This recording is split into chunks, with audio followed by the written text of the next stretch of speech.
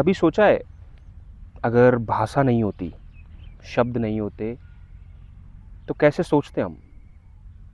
कैसे लिखते? कैसे बात करते? कैसे अपने विचारों को बनाते? और सबसे ज़रूरी, कैसे हम खुद को जान पाते? कहते हैं शुरुआत में कुछ नहीं था, बस एक शून्य।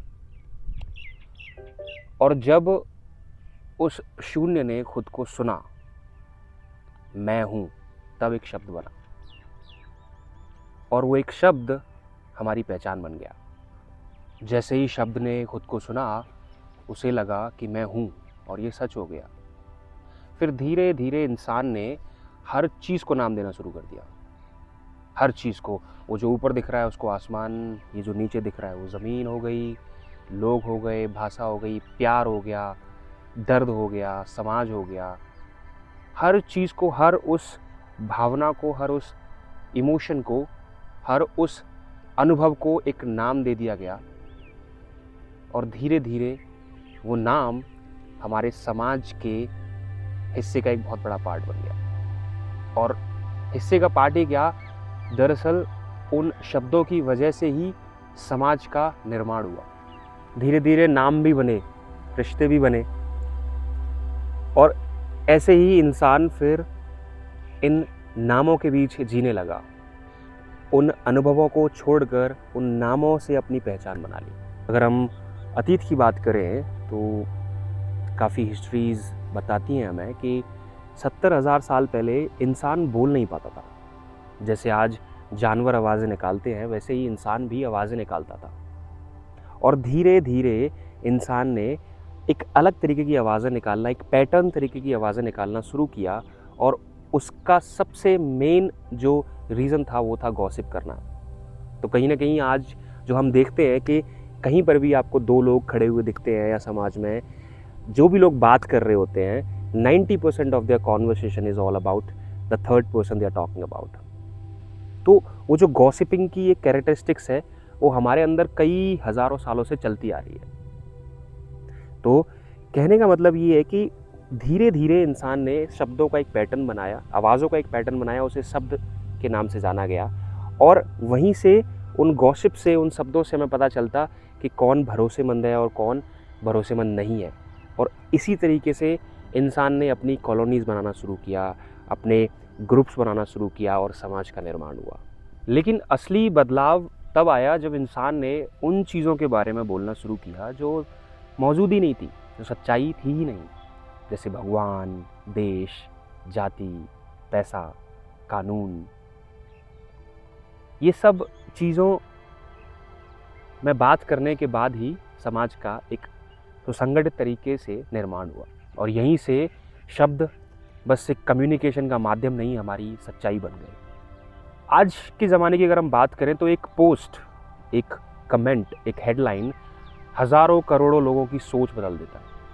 लोगों को फ़र्क नहीं पड़ता कि सत्य क्या है उसके पीछे का, लेकिन वो स्टेटमेंट, उसकी फैलने की रफ्तार लोगों की सोच और लोगों की सच्चाई बदल देता है। समझने की कोशिश करें तो शब्द और सच्चाई में एक बहुत बड़ा पर्दा बैठा हुआ है।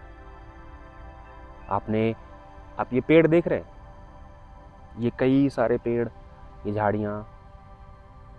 द मोमेंट वी से a name of anything, the moment हमने एक बर्ड देखी, एक चिड़िया देखी, और आपके दिमाग में उस चिड़िया का नाम आया कि ये चिड़िया है, जैसे ही आपने उसको चिड़िया बोल दिया, वैसे ही आपने उसको देखना छोड़ दिया। वैसे ही आपने एक पुरानी याद को कुरेद दिया जो आपके दिमाग में एक चिड़िया के नाम से बनी हुई है। तो कहीं ना कहीं हम सत्य नहीं देखते हैं। आपने एक नदी देखी, तो आप उस नदी को देखते नहीं हैं, आप उस नदी की पुरानी यादों को देखते हैं जब आपने वो पहली बार देखी थी।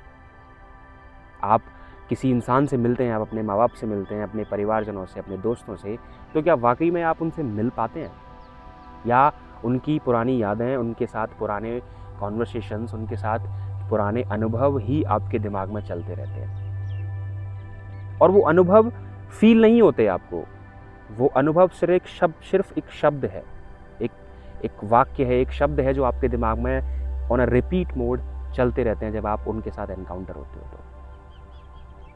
तो कहीं ना कहीं हम ये कह सकते हैं कि हम शब्दों की वजह से अपंग हो गए हैं। हम वो देख ही नहीं पाते जो वाकई में सत्य है। हम अपनी पुरानी यादों के बीच में फंसे हुए हैं।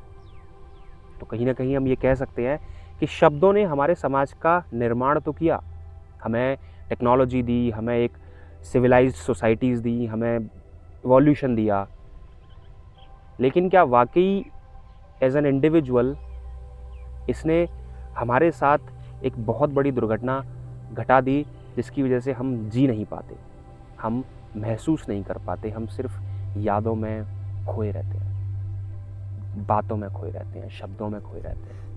इन चीज़ों को समझने के लिए आपको अपने साथ बहुत गहरे और बहुत प्रभावशाली तरीके से खुद के साथ बैठना पड़ेगा, खुद के साथ बात करनी पड़ेगी, और बात करनी पड़ेगी बिना शब्दों के, बिना उस मापदंडों के, बिना उस जजमेंट के जो समाज ने आपको दिए हुए हैं, बिना उन लेंसेस के जो समाज ने हमें दिए हुए हैं। जड्डू कृष्णमूर्ति की अगर हम किताबें उठा के देखें, या कई ऐसे राइटर्स हुए हैं जिन्होंने अपनी पूरी ज़िंदगी शायद इसी कॉन्सेप्ट के ऊपर निकाल दी, या उस तरीके से इन्होंने बताया है, बोला है कि वाकई में वो आप पर काफ़ी गहरा प्रभाव छोड़ता है। आप खुद सोचिए, इस क्वेश्चन के बाद आप किस तरीके से सोच रहे हैं।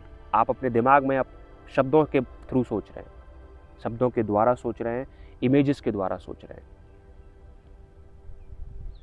तो कहने का मतलब यही है, अगली बार जब आप ऐसे किसी पार्क में बैठे हों, किसी एक ऐसी चीज़ को या ऐसी चीज़ को देख रहे हो जैसे बच्चे देखते हैं, जब बच्चा पहली बार कोई चीज़ देखता है तो उसे वो देखता है, वो पूछता है कि ये क्या है, तो उसकी माँ, उसका बाप झट से बोल देते हैं कि ये एक फूल है, ये एक पेड़ है, ये एक चिड़िया है, ये एक तितली है।